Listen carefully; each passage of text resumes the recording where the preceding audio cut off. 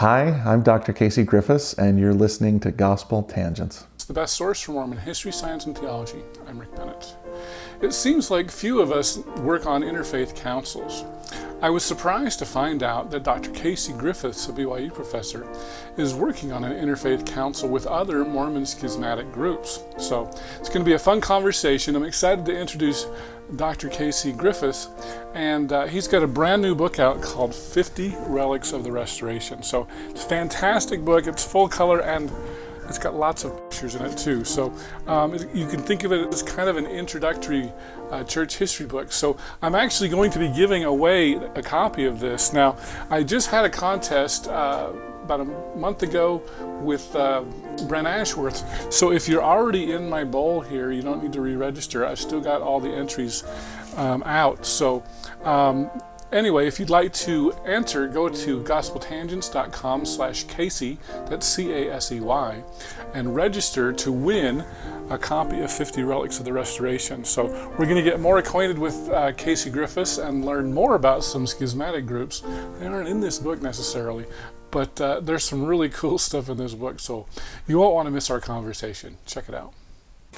All right, well, welcome to Gospel Tangents. I'm excited to have BYU professor and author of a brand new book. So could you go ahead and tell us who you are? I'm Casey Paul Griffiths, and I'm a professor of church history and doctrine at Brigham Young University. Well, great. And so why don't you show us your new book here? And this is the book. It's called 50 Relics of the Restoration, and it's out now. Yeah. It's a fun little book. And so I've gotten a chance to check it out. And so before we talk about the book, let's find out a little bit more about you. So we had one of the most unusual meetings, I think, of the first time meeting. So I'd be curious to hear your perspective. Tell our listeners how we met. I was performing your niece's wedding. I was her bishop. And so she lived in my ward and was, she was dating a guy in my ward. Right. And they got married and at this atrium, I guess, in American Fork or something like that. And it's always fun to preside over marriages. And you and I just kind of hit it off there, right? Like, I don't know how well the marriage worked out, but we've been in contact ever since. And it's been really fun to listen to your podcast and hear it kind of grow and develop over the last couple of years. Well, and you must be an awesome bishop. I don't often interview bishops. I guess you're not a bishop anymore. No, I got released about a year ago. Okay. Yeah. So, because I was like, do we call you Bishop Griffiths, Dr. Griffiths? What do you prefer? I don't know what I prefer. Casey?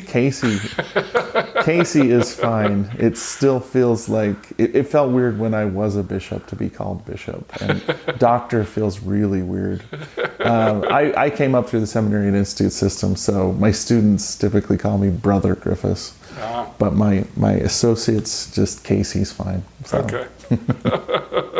Well, they always talk about, bishops just don't know any church history. And then when I found out that you were a bishop, I was like, oh, I wish you were my bishop.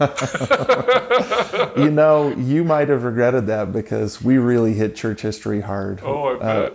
I would not have regretted it, I promise. Every single youth trip, we were stopping at like a gravesite or a historical marker. And actually, my grand finale of the 5 years I served was that we took all the priests and all the laurels on a road trip to Nauvoo. Oh, wow. So we drove all the way across the states. We had to get special permission from our area presidency.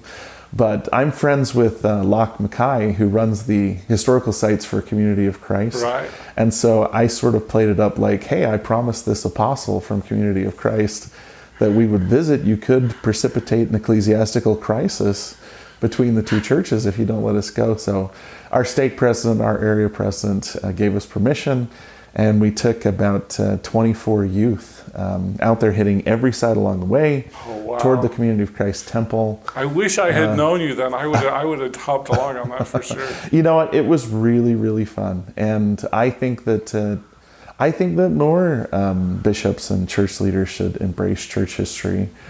Because one of the great things is, especially if you live in the United States, you're not too far away from some kind of church history site. And you can use that as a way to kind of introduce difficult topics, bring up stuff that sometimes causes confusion or faith crises, and help them navigate those things while they're teenagers. I mean, we take 11-year-olds to the Mountain Meadows Massacre site and things like that.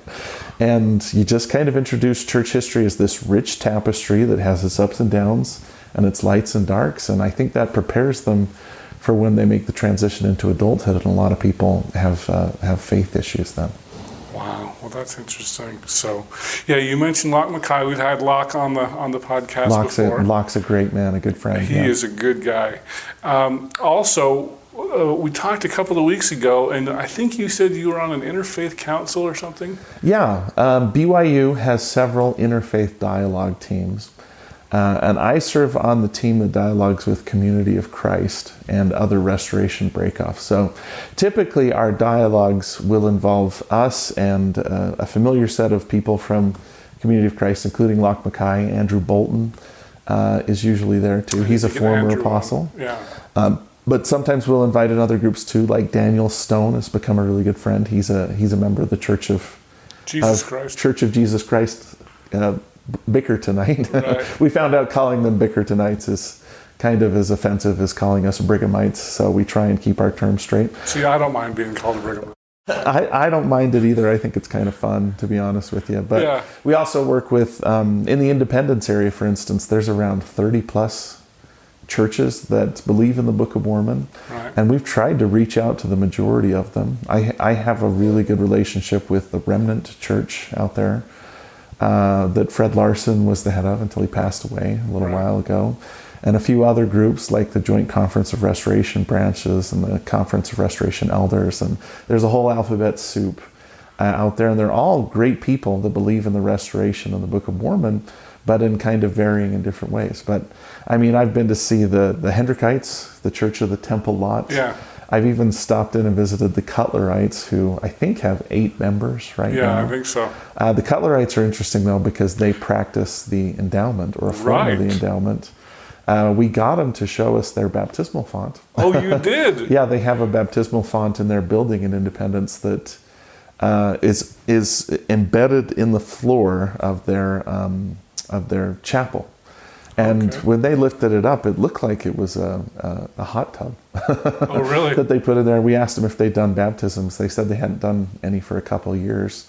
And they did their endowment rites upstairs. Right. But they were very hesitant to talk about that. Like I even asked about temple garments, and they said it wouldn't be appropriate for us to bring that up. So we didn't really push them on that. But anytime I get a chance to go to Independence or anywhere else, we're generally knocking on a door just saying, hey, we're trying to bring the restoration family back together.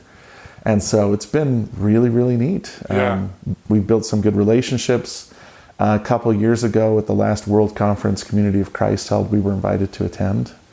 And so we attended and got to see kind of that side of how Community of Christ operates. And it's really fascinating as an active Latter-day Saint to sort of see how they run the show and how they relate to the restoration.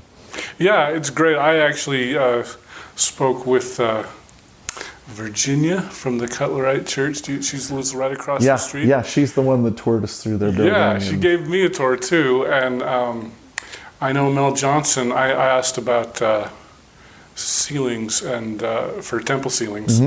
And she said they only do them for the living. They don't do them for the dead. Yeah. Cutler takes off when before the theology, before the practice of doing endowments and ceilings for the dead is developed. I was so bummed. I was like, I talked to her probably for about 2 hours, but she's like, yeah, I will not be filmed. She was kind of like that too. Like, I was sort of young at BYU and thought, this is a chance for me to interview an entire religion. No kidding. I'll interview all 8 of them. Then I found out there's already been some pretty good scholarship done on them. There's been a couple books written on the Cutlerites that are fair to decent. And they do kind of keep to themselves. So I actually called them and said, hey, I'm coming to Independence. Can I interview everybody? And they sort of politely declined. Like, there's already been this book written and we have our history. They gave me a book on Alpheus Cutler and things like that. Yeah, I got one too. And so, we don't want to push. Like I said, we want to kind of be gracious and accept boundaries if people establish them. Yeah, exactly. And so, yeah. And you also mentioned the Remnant Church, because I had Jim Van Cannon, who was in the first presidency, and he's since broken off. Yeah, there's been a schism. I interviewed Jim when his office was right across from Fred Larson, and spoke with him about the future of the Remnant Church and what he thought. Now, this is how complicated the whole thing gets. Apparently, the Remnant Church and the Joint Conference of Restoration branches, kind of two of the largest breakouts from Community of Christ, had some preliminary meetings about maybe sort of making the first steps towards combining, having like a joint operating agreement where they would respect each other's priesthood and things like that. And Jim apparently was, I might be wrong here, but with the JCRB, and he was the person leading those talks, and when they blew up, they didn't work out. He went to the Remnant Church and joined them. And then after Fred Larson died, he split off again, which was interesting because when I talked to Jim, he was talking about how they needed to combine, that he was worried about the demographics 20 years down the road, that if they didn't start finding ways to build bridges, some of those smaller groups would start to go away. And so I haven't spoken with Jim since then. Yeah, I'm trying to get Jim back on, and I haven't been able to get it. He was a very nice guy, but it has been a little difficult to talk to anybody from the Remnant Church since President Larson passed away. And COVID has played a role in it. They haven't been cold or anything like that, but it's clear that they're dealing with some stuff. Right. Well, and I think the Temple Lot and the Community of Christ have a joint agreement where they accept each other's baptisms. They did. I don't know if they still do. Oh, they don't anymore? They did back in the 1930s or so, earlier in the 20th century. In fact, there was a time there, and I know a good scholar that's written a little bit about this, where Community of Christ and the Temple Lot and us, there was talks about, hey, let's all get together and let's build the temple. I did an episode on that. Yeah. And that was kind of the basis for groups like the Remnant Church and the JCRB saying, well, that happened back then. Is there a way that we could do it now and make the first kind of steps? We've had people from breakoff churches and independents come to BYU and sort of express a willingness to do things with our church if we were willing to, respect their priesthood or say that their priesthood was legitimate. And I've had a few episodes privately as well where, someone from another church has asked me to participate in a blessing with them or anything like that. Oh. Yeah, there was one time I was with a few people from one of the breakoff churches, and they asked if me and a person who was from the Church of Jesus Christ Bickertonite would together give a blessing. And I politely declined. I said I would be happy to pray for you or give you a blessing, like a father's blessing that only requires a single priesthood holder. But those were interesting moments, and it did open the door for us to have conversations about, what the boundaries would be if we ever chose to engage on that level. I've never even thought about doing something like that before. So is that something we shouldn't, so if somebody came to us, we shouldn't really participate in something like that? My feeling was no. Like I said, our feeling is that the Church of Jesus Christ of Latter-day Saints holds the keys. Fortunately, the minister that was there from the Church of Jesus Christ Bickertonite, they do give blessings of healing with a single priesthood holder. And so he just kind of politely said, you know what, in our church, it's okay if I just do it by myself. And I said, I want to sit right here in the room, and I'll bow my head and I'll unite with you in prayer. But putting hands on a person's head with a priesthood holder from another church might have been stepping a little bit further than I felt comfortable. Wow. But it was, like I said, a nice moment. After the blessing was given, we all sat down and had a good meal together. And had a lot of conversations about what we have in common and a few places where we diverge. There were no speaking in tongues.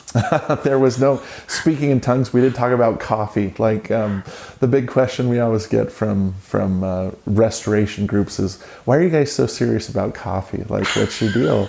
And I usually point out that, hey, the Word of Wisdom says hot drinks, and they clearly defined it as coffee, and we've kind of stuck with that.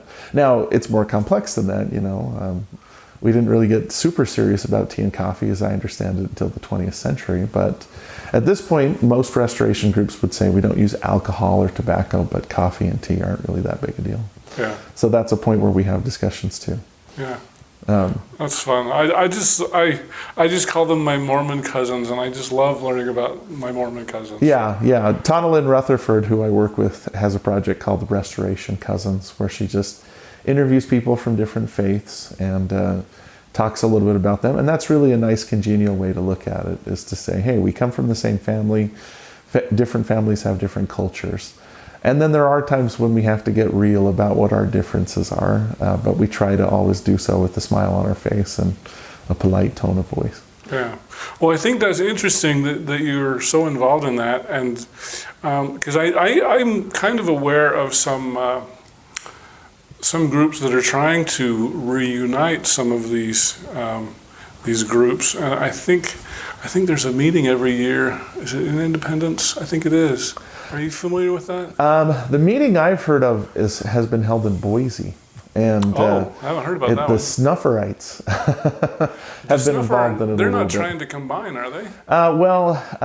What I had heard was, and this was from people in the Remnant Church and people in the JCRB, two of my good friends from the JCRB are Patrick and Jim McKay, and they had been invited to go to a conference in Boise that consisted of basically all these restoration groups.